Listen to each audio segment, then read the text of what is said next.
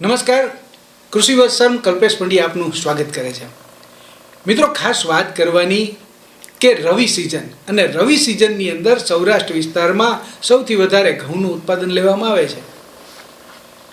પરંતુ સારી ગુણવત્તાવાળા ઘઉંનું ઉત્પાદન થાય, વધુ ઉત્પાદન થાય, ગુણવત્તાયુક્ત થાય અને સારો ભાવ પણ મળે, આમના માટે કૃષિ યુનિવર્સિટી હંમેશા ચિંતિત રહી છે. ત્યારે ઘઉંનું વાવેતર તો થઈ ગયું છે, પણ એમની અંદર આગળ શું કરવું પડે એ વિષયની વાત લઈને આપણી સાથે પ્રોફેસર CN જાદવ સાહેબ, કે જેઓ મદદનીશ સંશોધન વૈજ્ઞાનિક ઘઉં સંશોધન વિભાગ દ્વારા અહીંયા આપણી સાથે ઉપસ્થિત થયા છે. સાહેબ, આપનો સ્ટુડિયોમાં સ્વાગત છે. સાહેબ, ખાસ કરીને વાત કરવાની કે ઘઉં જે છે એમનું વાવેતર થઈ ચૂક્યું છે. હવે આગળ ઉપર જે છે આપણે પિયતા તે બધું આપતા હોઈએ છીએ, પરંતુ સૌથી મોટી સમસ્યા એવી પણ જણાય કે નિંદામણ. તો ખરા અર્થમાં સાહેબ નિંદામણ એટલે શું એ અમારા દર્શક મિત્રોને જણાવો.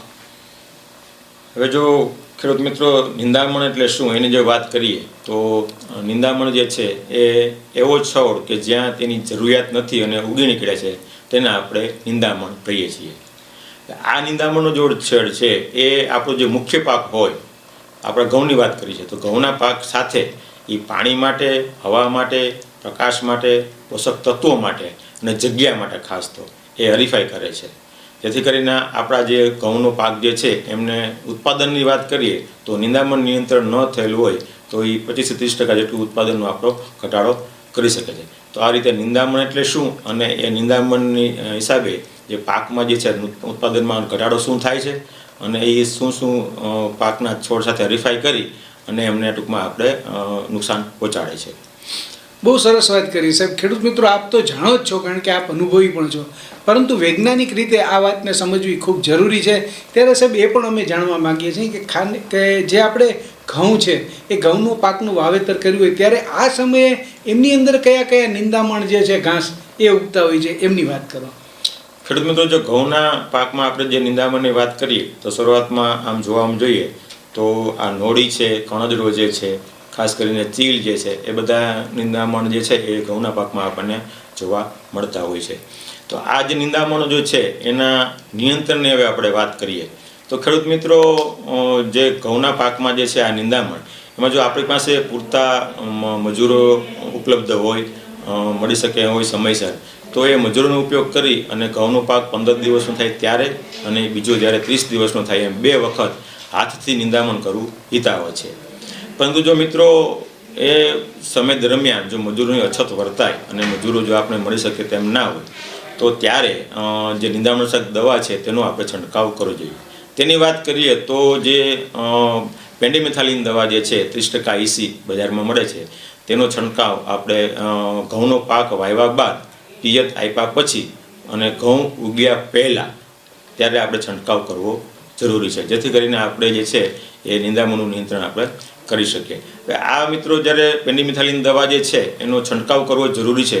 ઘણા ખેડૂત મિત્રો જે છે એ પિયત આપતી વખતે સાથે ડ્રોપ બાય ડ્રોપ એટલે કે ટીપા પદ્ધતિ દ્વારા ટાંકી મૂકી અને આપતા હોય છે, પણ એમ દવા આપવાથી, દવા પાણી સાથે વહેવડાવવાથી જે છે ધોરિયા અને પાળા એમાં નિંદામણ નિયંત્રણ થતું નથી અને જે ક્યારાના છેલ્લા પછાટના ભાગમાં જ્યારે પાણી કદાચ ભરાઈ રહે તો જે આ દવાના હિસાબે કદાચ એના ઉગાવવામાં પણ થોડીક એમાં મહદઅંશે એની અસર થવાની શક્યતાઓ છે. તો હંમેશા પંપમાં જ આ દવાનો આપણે 55 મિલી 10 લીટરમાં ઉગાડી અને છંટકાવ કરવો એ હિતાવહ છે. હવે મિત્રો, જે ઘઉંનો પાક ઉગ્યા પછી જો આપણે 30 દિવસે નિંદામણ કરવાની વાત કરી છે, જો ત્યારે પણ જો મજૂરો ઉપલબ્ધ ન હોય તો ત્યારે આપણે જે છે મેટ સલ્ફ્યુરન મિથાઇલ જે છે એ 0.8 ગ્રામ 10 લીટર પાણીમાં ઓગાળી અને છંટકાવ કરવો જોઈએ. અથવા તો ક્લોડિનાફોપ પ્રોપાઝિલ જે 15% અને પ્લસ મિથાઇલ મેટ સલ્ફ્યુરન મિથાઇલ એ બેનું કોમ્બિનેશનની જે દવા બજારમાં ઉપલબ્ધ છે તેનો છંટકાવ આપણે જે 25-30 દિવસનો ઘઉંનો પાક થાય ત્યારે 12 ગ્રામ પ્રતિ 10 લીટર પાણીમાં ઓગાળી અને આપણે છંટકાવ કરવાથી નિંદામણનું મહદઅંશે આપણે નિયંત્રણ કરી અને ઘઉંના પાકનું સારું ઉત્પાદન આપણે લઈ શકીએ છીએ. મિત્રો, ખૂબ સરસ સાહેબે વાત કરી. આપણે આ નિંદામણનો નાશ કરવાનો છે, કારણ કે આપણે એ ઉત્પાદન ઉપર અસર કરે છે. 25થી 30% સાહેબે ઉત્પાદનની વાત કરી, તો એ ખરેખર ખૂબ મોટું નુકસાન કહેવાય. અને એમના માટે ખાસ કરીને જે ભલામણ કરવામાં આવી છે, 15 દિવસે અને 30 દિવસ દરમિયાન કયા કયા પ્રકારે તમે પિયત આપવાના હોય, પહેલાં કઈ રીતે તમે નિંદામણનો નાશ કરી શકો છો, અને એ નાશ કરવા માટે કયા પ્રકારની દવા જે છે એમનો છંટકાવ કરવો. અહીંયા સાહેબે આપણને દવાના છંટકાવ ઉપર ખાસ ભાર મૂક્યો છે. પાણીમાં વહેવડાવવા કરતાં જો છંટકાવ કરવામાં આવે તો એ પદ્ધતિ ખૂબ જ ઉપયોગી અને કારગર નીવડે છે, અને અંતે એ આપ સૌને વધુ ઉત્પાદન જે છે મેળવવા માટે મદદરૂપ થાય છે. તો સાહેબ, તમે સ્ટુડિયોમાં પધાર્યા અને ખેડૂતોને ખાસ ઘઉં એટલે કે આપણે જે રવિ સિઝનમાં ઘઉંનું ઉત્પાદન આપણે લઈએ છીએ, અને એમની અંદર નિંદામણ એટલે શું, નિંદામણ કયા કયા પ્રકારનું થાય છે, અને આ નિંદામણનું નિયંત્રણ કઈ રીતે કરી શકાય, એની સચોટ માર્ગદર્શન અને ભલામણ આપી એ બદલ આપનો ખૂબ ખૂબ આભાર.